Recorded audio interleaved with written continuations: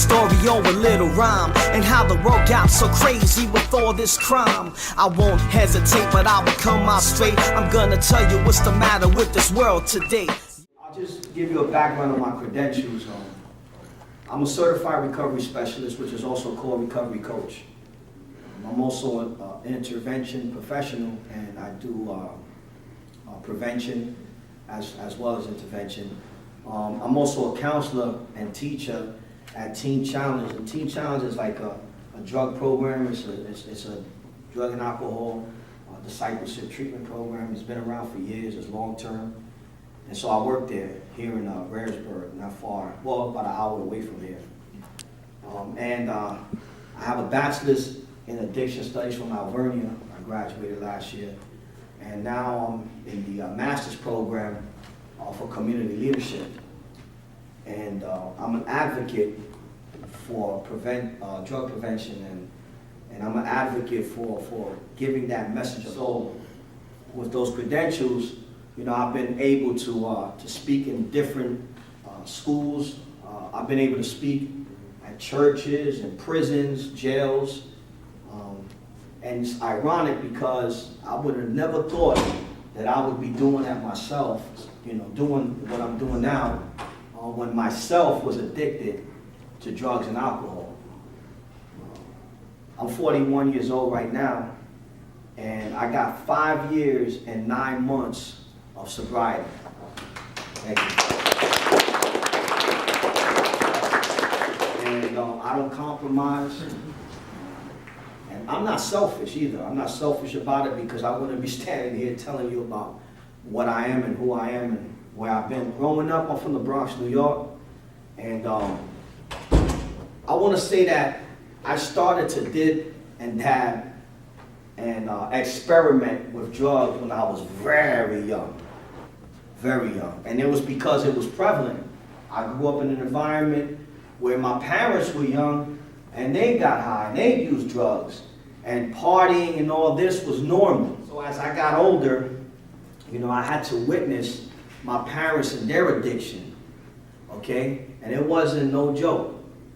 It wasn't no joke having to see my mom go through her addictions with heroin and her addictions with other drugs, and my father's addiction with alcohol, you know, and growing up and my escape was the streets. See, as a little kid, it was okay to hang out in the block. After I graduated from LaGuardia, I was able to do a surgical technician course, and at that time I became an office manager, and things were getting better. The problem was that my addiction increased. The more that I was hanging out in those bars, and the more that I was hanging out in those other places and after hours and such, my addiction got worse. It got so bad that I wind up losing my jobs, and even when the union would try to help me get a job, and I'm skipping a lot of stuff only because of the time, and I think that what I'm talking about really pertains to what we're doing here. Just to know, to show you that what was the result of my addiction. Losing my job in the hospital was my last job that I had before I got into my recovery. Lost my job in the hospital, and I worked so hard to get to that hospital. I was working in New York Columbia Presbyterian Hospital.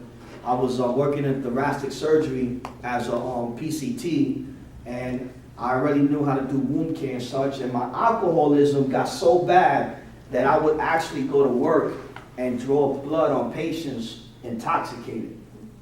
And for 5 times, my supervisor, she loved the way I worked. She said, man, you're a people person, you work very hard, but you have a problem. You need to get help. And so I didn't see it. Eventually in 2009, in February, I lost everything. In 2008, everything was gone. I started living with my godmother in the projects, back in the projects. Never thought I'd be back in the projects.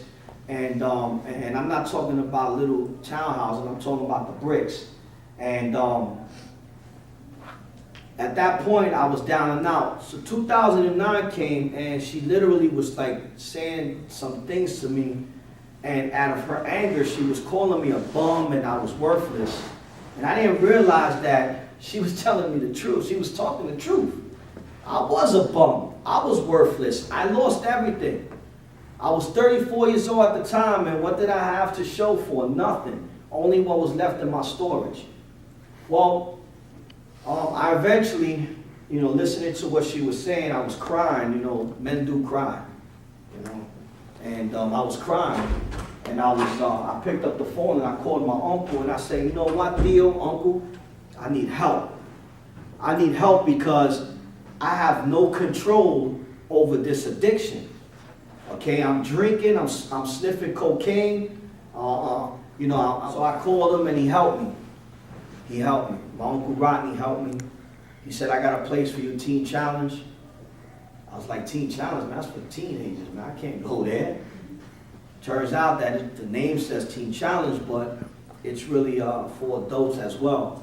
So I went to Brooklyn Teen Challenge, came up here to Raresburg, graduated, did 6 months as an ETP, a year as an intern, started college at Alvernia. I did 2 actually courses at Valley Forge.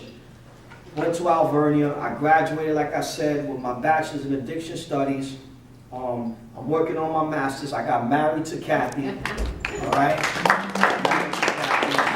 I got married, and that was long and hard, but it was worth it. It was worth it. It was worth it because I'm not the person I was. Thanks be to my higher power that I was able to maintain and walk the walk, not just talk the talk. Okay, because today I walk it out. Set free, released, chains broken.